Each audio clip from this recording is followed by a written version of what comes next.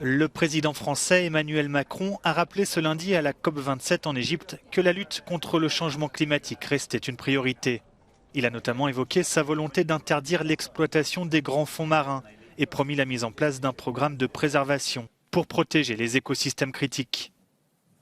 Nous ne sacrifierons pas nos engagements climatiques sous la menace énergétique de la Russie. Et donc l'ensemble des engagements tenus par les pays doivent se poursuivre. Pour les pays les plus riches, en particulier les pays européens dont la France, ça a été le dépôt de nos stratégies nationales conformément à nos engagements. Du côté de l'ONG WWF présente en Égypte, on se réjouit de voir que le climat est au centre des discussions. Le changement climatique est le plus grand problème auquel nous sommes confrontés en ce moment.